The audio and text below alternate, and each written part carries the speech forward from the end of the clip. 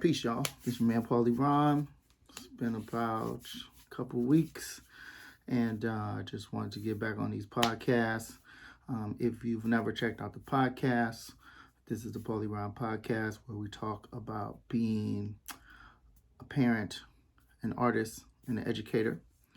And we do this in 3 parts. I currently live in Japan, from Cleveland, Ohio.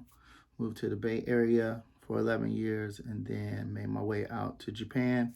And I've been in Handa, which is right outside of Nagoya, for the past 9 years. And so the first segment of this is part 4. So this is episode 10.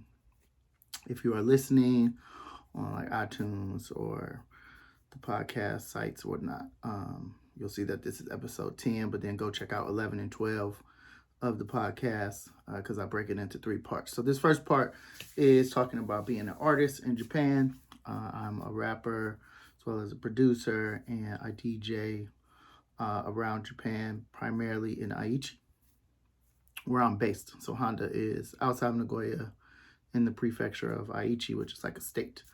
So yeah, this time we're going to talk about rocking as a solo act in Japan.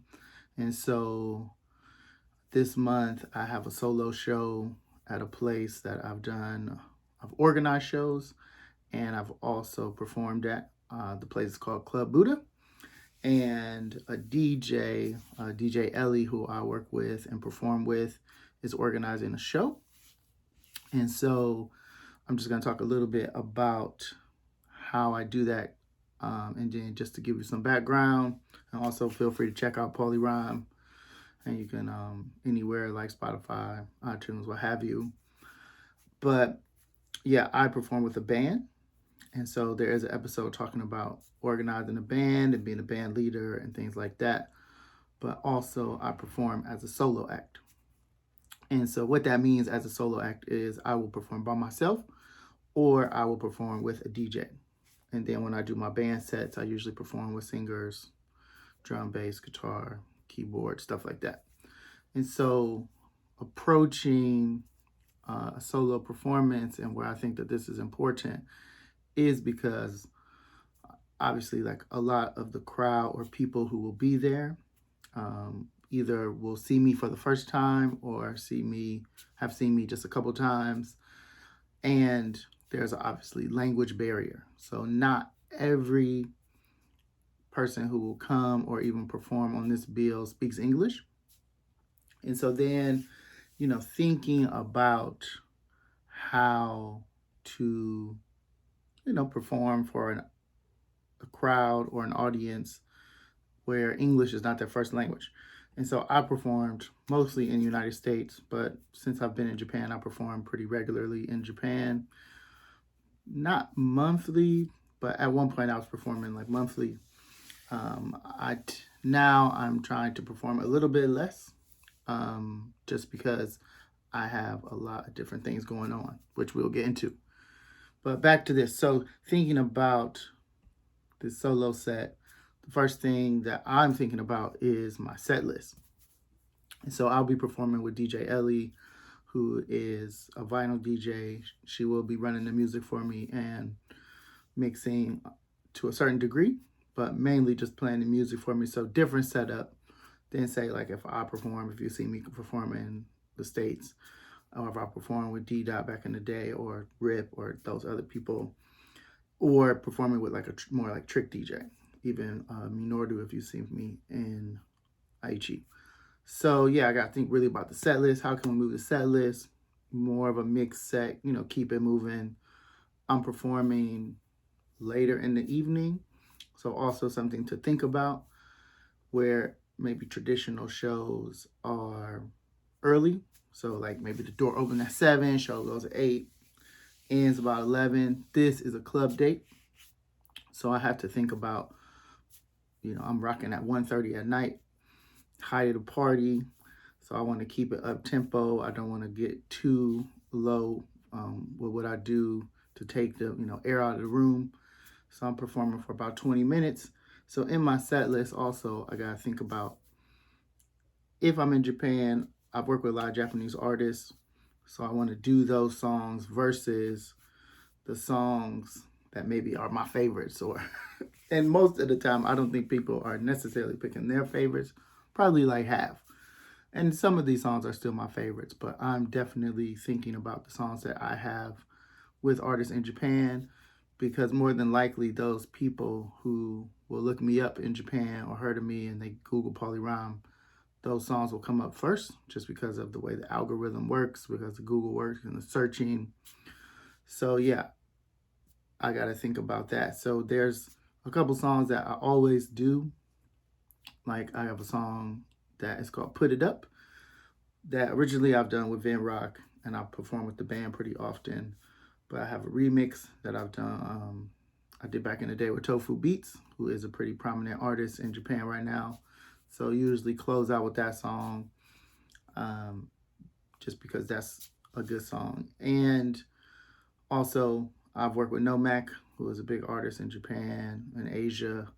So definitely doing the collaboration. So I'm thinking, right there, 20 minutes, I'm going to probably rock 7 songs with some half songs, or 8 songs with some half songs and some full songs. So yeah, I'm going to do those 2. Then I have a song with a Japanese artist and off my new project that I like to perform, just because I like to perform and promote my new project, which is called Higher. Make sure you check that out. So I'll do the song with the homie Makoto.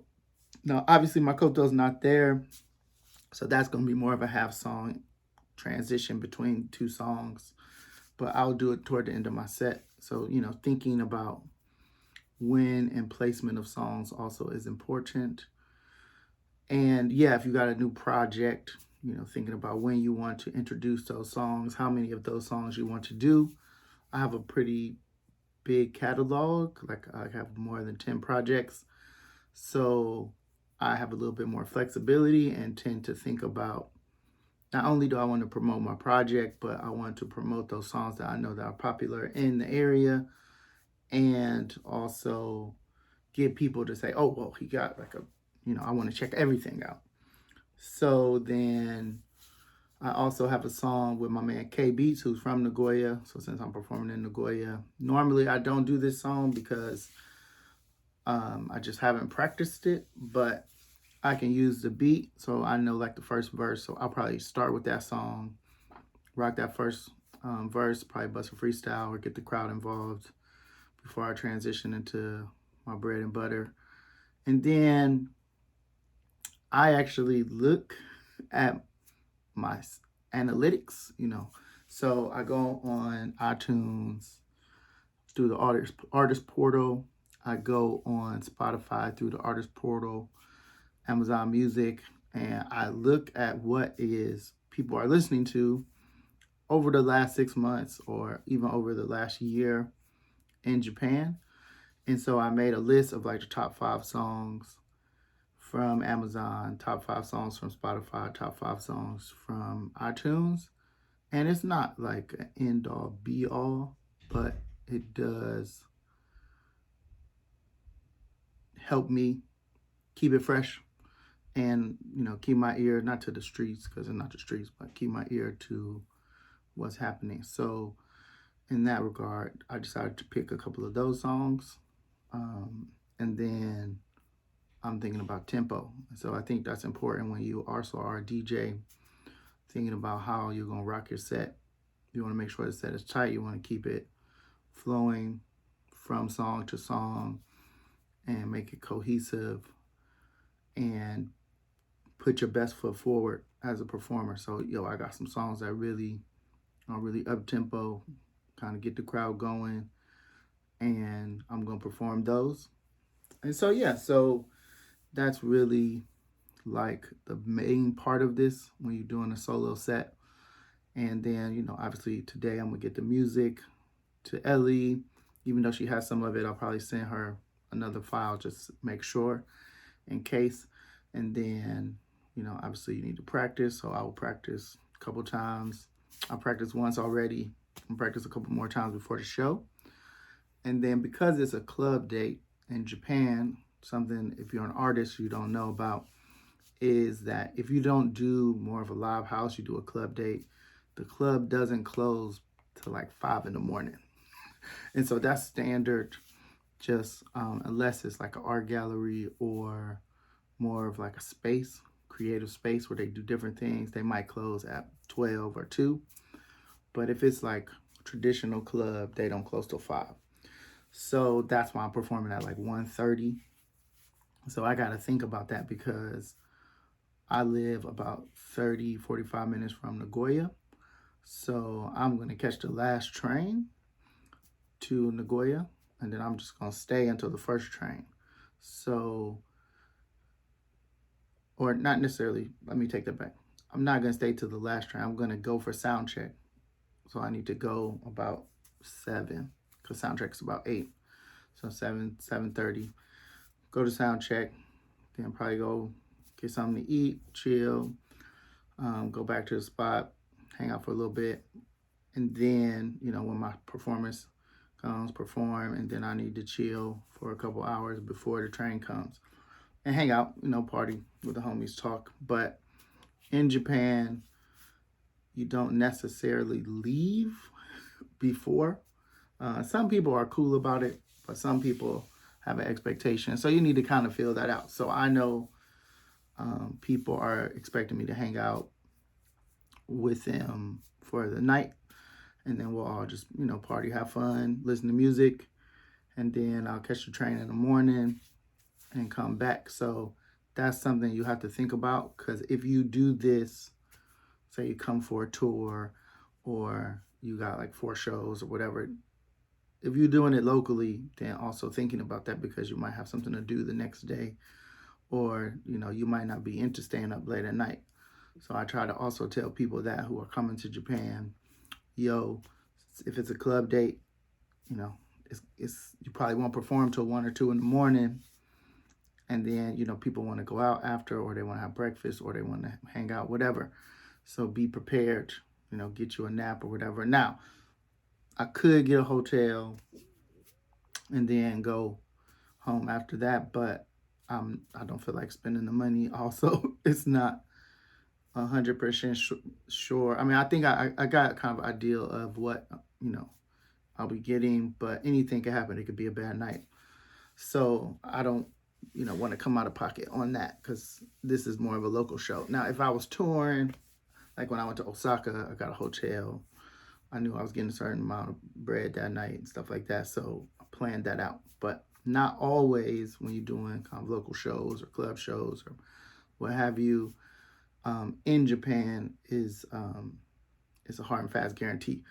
Normally, people gonna shoot you, 5,000 to 10,000 yen, something like that. And then so still though, when you're thinking about hotel or travel, what have you, I live close. I could drive if I wanted to, which I've thought about, but just in case, it's cool to catch a train. And so it is just like that thing. I don't do shows like this often where I'm up till 5 in the morning, because I have, kid, family. I got a school. So, but Itoko's going to hold me down for Saturday morning. Then I'll come back. I'll take like a quick nap, 4 or 5 hours, and then I'll go to my other class and handle that. And then we cool. But yeah, that's pretty much the gist of how doing a solo show in Japan. And so just leaving it open. So, make sure you check out episode 11 and 12, and us being an educator in Japan, as well as being a parent. Obviously, you can share this episode with a friend, follow on social media. If you have any other questions, specifics, just, hit me up. And then, I think that's pretty much it.